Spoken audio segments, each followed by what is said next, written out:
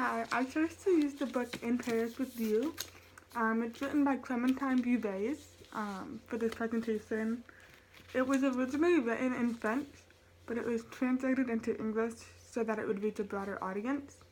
I chose this book because I'm interested in romance and teen romance novels. I just think there's something fascinating about how teens fall in love so quickly and so deeply. I just love romance novels. And we never really read any romance novels in high school or in school at all.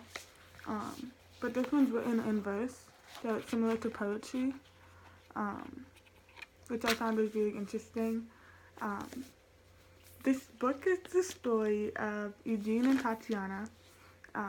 They could have fallen in love one summer when she was 14 and he was 17. But summer ended and they went on with their lives because of some things that happened that summer.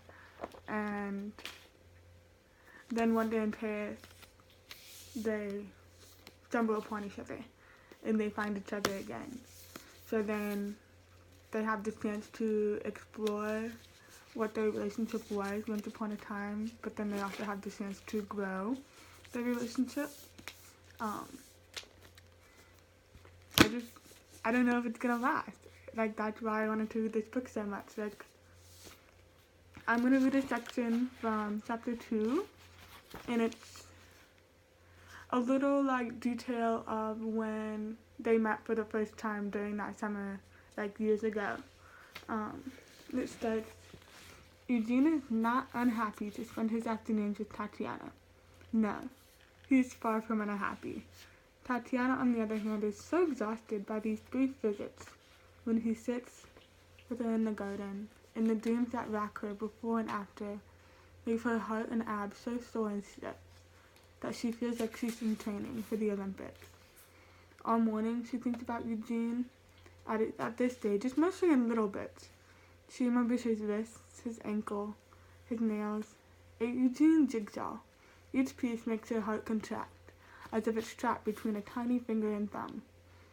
In the afternoon, she thinks about Eugene. At any moment now, he might arrive. Her heart pounds so hard that it makes trees shake. Her throat aches, and then he arrives.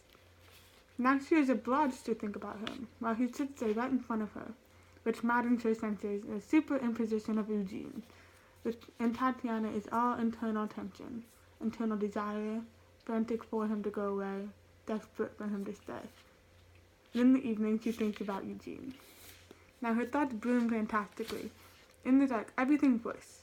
Bouncing ball on her belly, skin cold and damp as a fish's scales, forehead hot as lava, and an army of pale hairs sustained attention to her arms. Her thoughts are like a Hollywood film, on the black screen of white nights. Tatiana, still a little naive, keeps fading to black.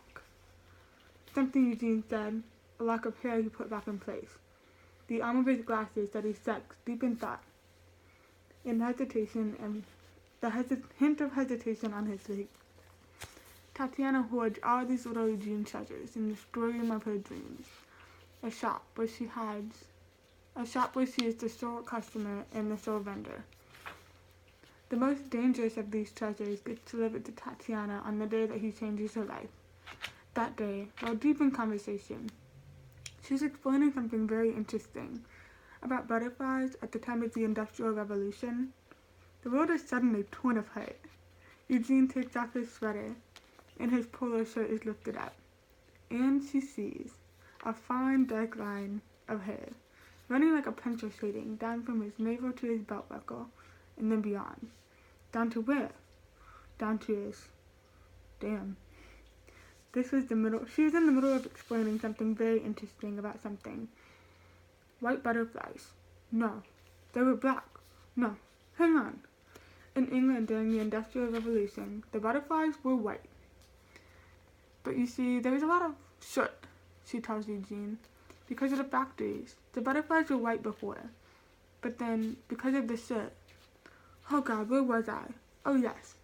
So to clarify, so it was the time of the Industrial Revolution in England.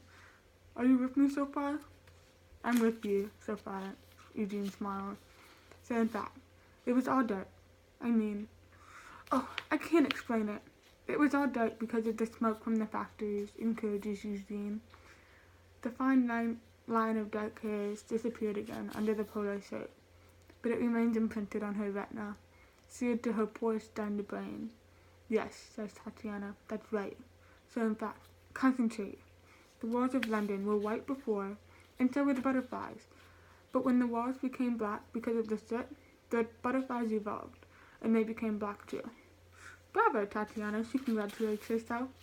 That was more or less coherent explanation. Now get thee behind me. Fine dark line. Come back to me tonight when I need you as a prop for my dream.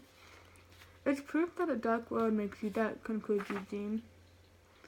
I don't know about the butterflies, but you are bright red suddenly. So now for my critique of this book. I enjoyed it. I had a hard time following some parts because of how it was written. Sometimes the text would be on the page in like ways that were hard to comprehend. It would like jump all over the place, which makes sense for parts of it.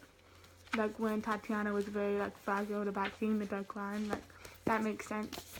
I don't know if I would use this book in a classroom because of that. Like it might like freak some readers out.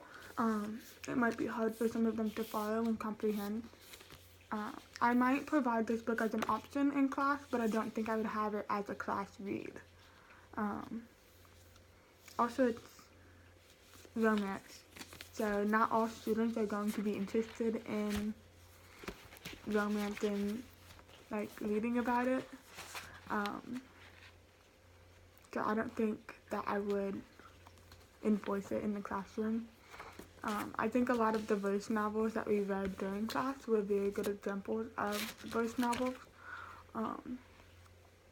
And they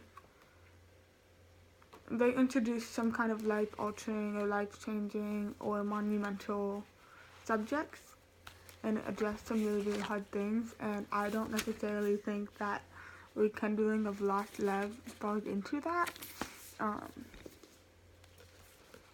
I would rate this a 7 out of 10 for overall enjoyment and potential usage in a classroom.